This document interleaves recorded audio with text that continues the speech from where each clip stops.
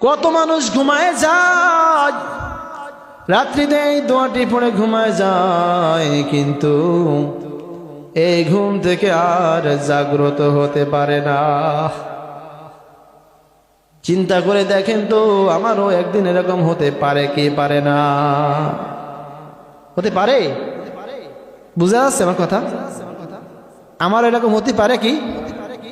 আমরা ঘুমায় যাচ্ছি, অনেকে দেখছি, আমি শুনেছি, আমার এইটুকু বয়সে আমি শুনেছি রাত্রি ঘুমায় গেছে স্বামী স্ত্রী, কিন্তু সকালে স্ত্রী ঘুম থেকে ডাকতেছে, ও স্বামী, ও তুমি ওঠো ওঠো ওঠো বলে ডাকতেছে, সকাল হয়ে গেছে, ওঠো ওঠো, কিন্তু আর সে আর ওঠে না, চিরজনমের ঘুম ঘুমায় গেছে।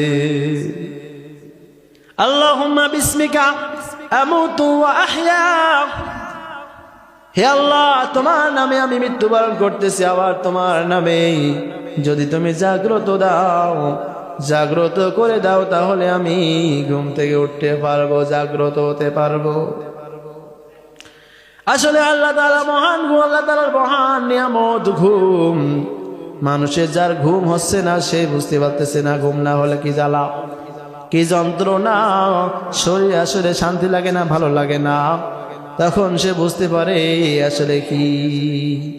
আল্লাহ তাআলার বড় একটা নিয়ামত ঘুম। ঈশার নামাজ পড়ে ঘুমাতে হবে, দোয়াটি পড়ে ঘুমাতে হবে। এই দোয়াটি পড়ার তার ঈমান অন্তরে রাখা, অন্তরে ঈমান রাখা, নিয়াত করে শুইতে হবে। যদি সম্ভব হয় তাহাজ্জুদের নামাজ পড়বো, আল্লাহ তুমি উঠাই দিও, আল্লাহ তাআলা উঠাই দিও, নামাজ পড়তে পারি আল্লাহ। আর বিশেষ করে নিয়াত করে শুয়ে সে ফজরের নামাজ নাই করবে, আল্লাহ তুমি আমাকে উঠাই দিও, ঠিক সময় জাগ্রত করে দিও, যেন আমি তোমার হুকুম ফজরের নামাজটা আদায় করতে পারি। রুহু এমন এক জিনিস, রুহু কি জিনিস? মানুষেরা, লোকেরা জিজ্ঞাসা করতে লাগলো রুহু কি জিনিস। একটি ঘটনা রয়েছে, বিশেষ করে সেদিকে আমি যাচ্ছি না। নবীদের কাছে একটা মানুষ, কিছু মানুষ জিজ্ঞাসা করলো, নবীকে আটকায় দিতে হবে, নবীকে পরাজয় করে দিতে হবে, নবীকে হারাই দিতে হবে। নবীকে হারাই দিতে চাচ্ছে কারা? একদল ইহুদি, একদল ইহুদি, তারা নবীকে হারাই দেবে। নাউযুবিল্লাহ।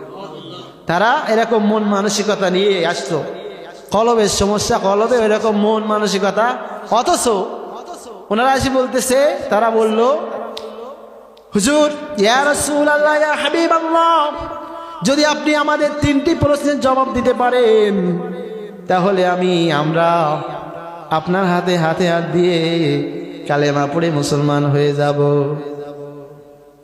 ভালো কথা, খুব ভালো কথা, কত সুন্দর কথা। তারা 3টা প্রশ্নের জবাব পেয়ে গেলে কালেমা পড়ে মুসলমান হয়ে যাবে। নবীজি কত খুশি, কত ভালো লাগতেছে, আরো মানুষ ইসলামের মধ্যে ঢুকতেছে। এখন নবীজি বললেন, বলো তোমাদের সেই প্রশ্ন 3টা কি কি?